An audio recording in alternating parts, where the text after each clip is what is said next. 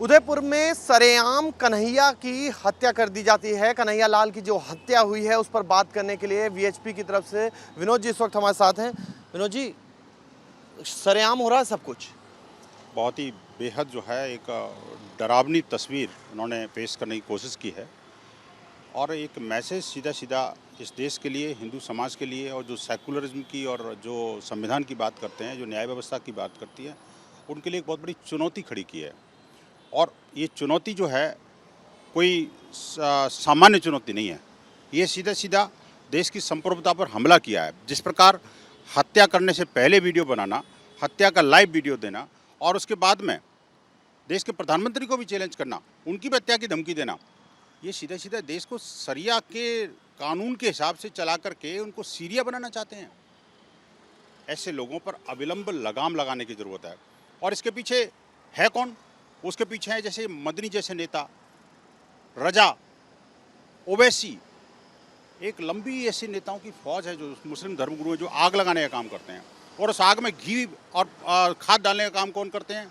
ये राहुल, ममता, माया, अखिलेश, इस तरह के नेता जो है उनको भड़काने की कोशिश करते हैं। और अंततोगत्वा जो मुस्लिम यूथ हैं, जिनको के कुछ पढ़ाई के लिए कुछ आगे आना चाहिए, उनको आज जिहाद के रास्ते पर ले आते हैं। ये 72 उरों का सपना दिखा करके और जिस तरह से जो नृशंस हत्या की है, भारत को सीरिया बनाने की जो कोशिश की है, इस पर अविलंब लगाम लगाने की आवश्यकता है। साफ दिख रहा है अराजक और आतंकी सोच का नतीजा ये घटना दिख रही है। मैं अराजकता से ज़्यादा आतंकी मानता हूँ इसको। और इसने तो सीरिया को पीछे छोड़ दिया, ऐसा लग रहा है। जिस तरह का जो बर्ताव कल हुआ है, इससे पहले महाराष्ट्र के औरंगाबाद में भी हुआ एक घटना ऐसी तरह की। मैं कहता हूँ ये सारी की सारी निंदनीय है। ऐसा कहने से काम नहीं चलेगा। अब धरातल पर कुछ न कुछ करना पड़ेगा और करते हुए दिखना पड़ेगा। अच्छा, नुपुर शर्मा वाली घटना हुई तो जो मुस्लिम देश थे वो सामने आए, कह रहे हैं कि ये ऐसी घटना निंदनीय है। अब जो घटना हुई है अभी तक किसी का बयान नहीं आया। निश्चित रूप से ये चिंतनीय है। आप देखिए कि ये इनकी जो एक पक्षी सोच है ना जी। और मुझे बताइए कि क्या किसी का गला काटने से आपके नबी खुश हो जाएंगे? वो आका मस्त हो जाएगा? आपको कुछ बख्शीशें देगा? किस तरह की घृणित सोच है इनकी। अगर ऐसी चीज़ें इनके किसी धर्म ग्रंथ में, किसी धर्मगुरु द्वारा किसी धार्मिक स्थल पर पढ़ाई जा रही हैं, तो उस पर अविलंब प्रतिबंध लगना चाहिए। और ऐसी सब चीज़ों का मुझे बहुत ज़रूरी है कि वहाँ की कड़ी निगरानी रहनी चाहिए। और तीसरी बात और भी इसमें देखिए, ये जो सोच है, हिंदू समाज को भी ऐसा लग रहा है कि ये प्रेरित करना चाहते हैं। ऐसा नहीं है कि हम जवाब नहीं दे सकते। हिंदू समाज जवाब देने के लिए खड़ा है, लेकिन आप उसकी प्रतीक्षा मत करिए। ये देश के लिए और आपके लिए, दोनों के लिए ठीक नहीं है। ये स्थितियाँ, परिस्थितियाँ निर्माण करने की कोशिश मत करिए। नहीं, हिंदू कोई बुज़दिल नहीं है, भीरू नहीं है, वो भी जवाब देना जानता है।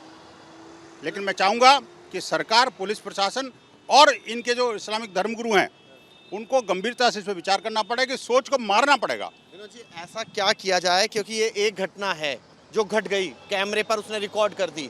अगर ऐसी घटनाएं दोबारा पुनरावृत्ति ना हो, इसके लिए क्या करना पड़ेगा? देखिए, ये तो वो है जो कि कैमरे के ऑन कैमरा आ गई और ब्रेकिंग न्यूज़ में चल गई। अन्यथा तो देश के अंदर जाने कितनी जगह पर इस तरह के हेट स्पीचेज चल रहे हैं।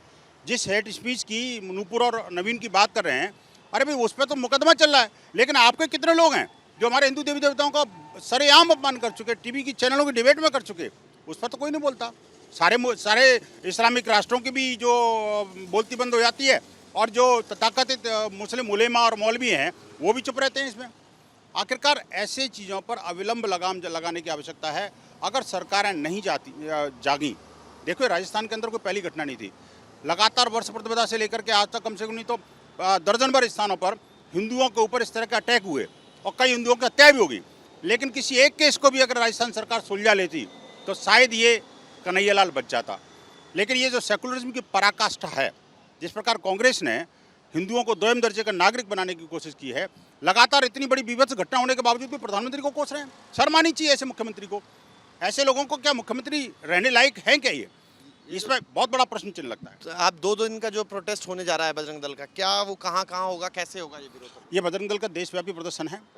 संपूर्ण देश में, कुछ जगह आज, कुछ जगह कल बजरंग दल अपना रोष प्रकट करेगा। संपूर्ण हिंदू समाज में एक गहरा रोष है, क्योंकि इस तरह की घटनाएं एक एक करके लगातार बढ़ती जा रही हैं और इन पर अविलंब फुल स्टॉप नहीं लगाया गया तो हिंदू समाज चुप नहीं बैठ पाएगा।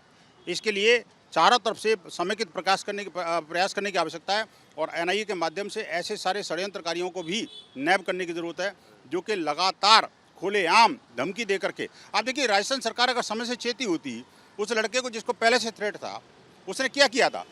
मान लो नूपुर शर्मा को कोई फेसबुक वो लगा भी दिया तो उससे क्या कानूनी कार्रवाई होनी चाहिए, लेकिन कानून में इनका विश्वास नहीं है, संविधान में इनका विश्वास नहीं है। लगातार ये लोग जो है अलोकतांत्रिक तरीके को अपनाना चाहते हैं, वो जिहादी जो सोच है उसको विकसित करना चाहते हैं, वो नहीं चलेगा। बजरंग दल के कार्यकर्ता इसका डटकर मुकाबला करेंगे। हिंदू समाज आज पूरे देश के अंदर खड़ा होगा और विराट प्रदर्शन करेगा।